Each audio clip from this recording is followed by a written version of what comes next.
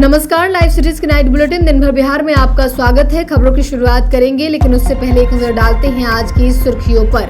सम्राट कैबिनेट में 13 एजेंडों पर लगी मुहर। बीपीएससी टीआरई 4 को लेकर प्रदर्शन, शिक्षा मंत्री का ऐलान। डिप्टी सीएम ने बांटा नियुक्ति पत्र, बोले ईमानदारी से काम करें। बिहार पुलिस का ऑपरेशन लंगरा जारी, कुख्यात प्रिंस को ठोका। अपराधी कोई भी हो उसे सजा दी जाती है, तेजस्वी पर मंत्री का तंज। एनडीए सरकार हिसाब दे, जनसुराज ने खोला मोर्चा। मोदी की अपील, ई रिक्शा से कार्यालय पहुंचे मंत्री। सिपाही भर्ती परीक्षा के लिए तिथि घोषित। शिवहर में प्रमुख के भाई और मुजफ्फरपुर में प्रॉपर्टी डीलर का मर्डर। नालंदा में मिड डे मील खाने से 36 बच्चे बीमार। अब खबरें विस्तार से। सीएम सम्राट चौधरी की अध्यक्षता में हुई कैबिनेट बैठक में कुल 13 एजेंडों पर मुहर लगी है। अरवल में 6.81 एकड़ भूमि खंड और औरंगाबाद में 13.09 एकड़ जमीन पर स्पोर्ट्स कॉम्प्लेक्स बनेगा। सहरसा के सलखुआ में 6.61 एकड़ लैंड पर आउटडोर स्टेडियम बनेगा।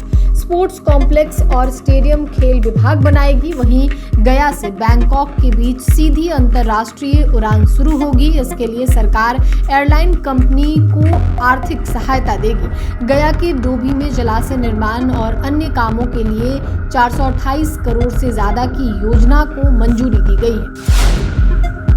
बीपीएससी टीआरई 4 की वैकेंसी जारी करने की मांग को लेकर आज फिर पटना में कैंडिडेट्स ने धरना प्रदर्शन किया। प्रदर्शन से पहले पुलिस ने छात्र नेता रिंकल यादव को घसीटते हुए हिरासत में ले लिया। अभ्यर्थी जंजीर पहनकर प्रदर्शन करने पहुंचे थे। महिला अभ्यर्थी को भी पुलिस घसीट कर ले गई। कैंडिडेट्स का कहना था कि हमें हमारा हक नहीं मिल रहा है। प्रदर्शन शुरू होने से पहले ही पुलिस ने छात्र नेता खुशबू पाठक को हिरासत में ले लिया।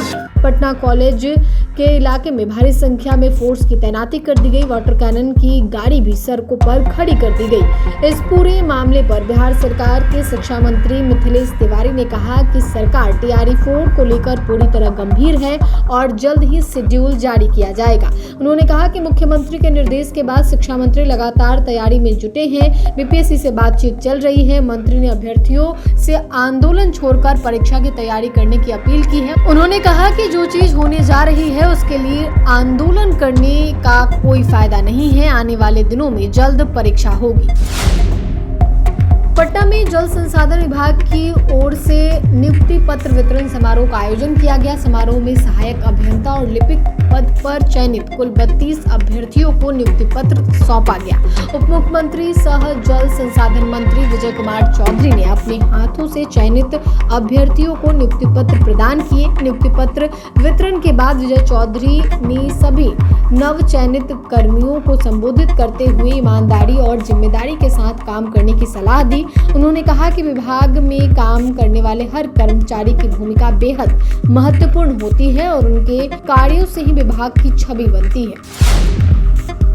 समस्तीपुर में देर रात पुलिस और अपराधी के बीच मुठभेड़ हुई। एनकाउंटर में बदमाश प्रिंस कुमार पुलिस की गोली से घायल हो गया। प्रिंस को पैर में गोली लगी है। इलाज के लिए उसे समस्तीपुर सदर अस्पताल में भर्ती कराया गया। जानकारी के मुताबिक प्रिंस पर कई लूट समेत कई आपराधिक मामले दर्ज हैं। पुलिस के मुताबिक उजियारपुर थाना इलाके में हुए लूटकांड में शामिल 5 अपराधियों में से 3 बदमाश प्रिंस कुमार, भूपेंद्र कुमार और लक्ष्मण कुमार दास को सोमवार को गिरफ्तार किया गया था। पूछताछ में बदमाशों ने बताया कि घटना में इस्तेमाल हथियार भगवानपुर देसुआ के बगीचे में छिपा कर रखा है। अपराधियों ने चकमा दिया और जहां हथियार छिपाया गया था वहां से हथियार उठाकर पुलिस पर फायरिंग करने लगे। पुलिस ने भी जवाबी कार्रवाई में 3 राउंड फायरिंग की। बिहार में एनकाउंटर को लेकर तेजस्वी यादव ने जात देखकर एनकाउंटर का गंभीर आरोप लगाया, जिसको लेकर बिहार सरकार में मंत्री दिलीप जायसवाल ने कहा कि अपराधी कोई भी हो उसे सजा दी जाती है। अपराधी की कोई जाति नहीं होती। सम्राट चौधरी के नेतृत्व में बिहार सरकार नए नए फैसले ले रही है। पूर्व मुख्यमंत्री नीतीश कुमार के नेतृत्व में लिए गए फैसले जारी हैं। बिहार एक नए बिहार की ओर बढ़ रहा है। उन्होंने कहा कि ममता बनर्जी का बंगाल से सफाया हो गया, इसलिए वे मानसिक रूप से विक्षिप्त हो गई हैं और इस तरह की बातें कर रही हैं। बंगाल तो वो बचा नहीं पाई और अब दिल्ली की बातें कर रही हैं। बिहार की नवनिर्वाचित सरकार के कार्यकाल के 6 महीने पूरे होने पर जनसुराज ने पटना में प्रेस कॉन्फ्रेंस आयोजित कर बिहार सरकार पर युवाओं, महिलाओं और मजदूरों के साथ विश्वासघात करने का आरोप लगाया। प्रेस कॉन्फ्रेंस को संबोधित करते हुए प्रदेश अध्यक्ष मनोज भारती ने कहा कि एनडीए सरकार द्वारा चुनाव के समय जनता से किए गए बड़े बड़े वादे आज जमीन पर कहीं दिखाई नहीं दे रहे हैं। सरकार ने 5 साल में 1 करोड़ रोजगार देने का वादा किया था। इसका मतलब था कि प्रतिदिन लगभग 5,476 युवाओं को रोजगार मिलना चाहिए था। सरकार बनने के 6 महीने बाद तक लगभग 9.85 लाख नौकरियां मिली जानी थी, लेकिन आज भी बिहार का युवा बेरोजगारी और पलायन के लिए मजबूर है।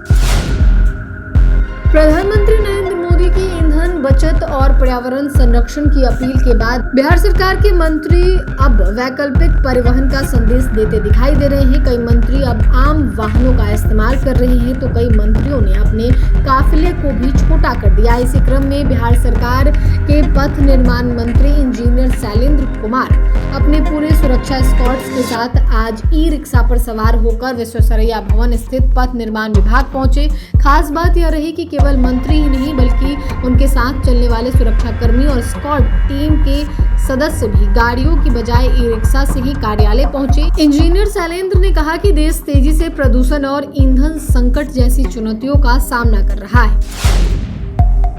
बिहार पुलिस में नौकरी का सपना देख रहे युवाओं के लिए सीएसबीसी ने परीक्षा की तारीख घोषित कर दी है। लंबे समय से इंतजार कर रहे कैंडिडेट्स अब अपनी तैयारी को फाइनल टच देना शुरू कर सकते हैं। इस भर्ती अभियान के जरिए कुल 993 पदों पर नियुक्तियां की जाएंगी।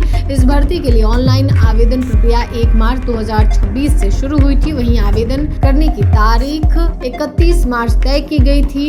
आपको बता दें तो बोर्ड की तरफ से दी गई जानकारी के मुताबिक 14 जून से 21 जून 2026 तक परीक्षा आयोजित की जाएगी। जारी नोटिस के मुताबिक लिखित परीक्षा कुल 100 अंकों की होगी। इसमें 100 सवाल पूछे जाएंगे और हर सवाल का 1 अंक होगा। परीक्षा में नेगेटिव मार्किंग नहीं रखी गई है। मुजफ्फरपुर और शिवहर में अपराधियों का तांडव देखने को मिला। मुजफ्फरपुर में प्रॉपर्टी डीलर अंकित कुमार की हत्या कर दी गई। बाइक सवार 2 बदमाशों ने चलती बाइक से अंकित को 5 गोलियां मारी। हत्या की ये वारदात सीसीटीवी कैमरे में कैद हुई। अंकित के सिर में 1, 2 मुंह में और सीने में 2 गोली लगी। वारदात के बाद अपराधी मौके से फरार हो गए। स्थानीय लोगों ने मुसहरी प्राथमिक स्वास्थ्य केंद्र पहुंचाया, जहां से उसे एसकेएमसीएच रेफर कर दिया गया। डॉक्टर ने अंकित को मृत घोषित कर दिया। पुलिस के अनुसार अंकित की हत्या जमीनी विवाद में हुई है। घटना मुसहरी थाना क्षेत्र के रोहुआ चौक की है। वहीं शिवहर में प्रखंड प्रमुख के भाई और कारोबारी की हत्या कर दी गई। पुरहनिया थाना क्षेत्र के बसंत पट्टी चौक के पास अज्ञात बदमाशों ने हार्डवेयर व्यवसायी की सरेआम हत्या कर दी। मृतक की पहचान बखरा गांव निवासी समूद शाह के रूप में हुई है, जो स्थानीय प्रखंड प्रमुख प्रमोद शाह के छोटे भाई थे। नालंदा में मिड डे मील का खाना खाकर 36 से अधिक बच्चे बीमार हो गए। खाना खाने के थोड़ी ही देर बाद सभी को उल्टी, दस्त और चक्कर आने लगे। कई तो बेहोश होने लगे। तुरंत बच्चों को प्राथमिक स्वास्थ्य केंद्र नगर नौसा में भर्ती कराया गया, जहां कुछ बच्चों की स्थिति गंभीर है। उन्हें चंडी रेफरल अस्पताल भेज दिया गया है। छात्रों ने बताया कि खाने में चावल और चने की सब्जी परोसी गई थी। खाने में दवा की 1 गोली मिली थी। मामला नगर नौसा प्रखंड अंतर्गत मध्य विद्यालय कैला का है। छात्राओं ने कहा कि रोज की तरह बच्चों से पहले शिक्षकों ने भोजन को नहीं चखा था। हालांकि बाद में अमरीश सर ने खाना खाया था, जिसके बाद उन्हें भी चक्कर आने लगा और वे भी इलाज के लिए अस्पताल पहुंचे।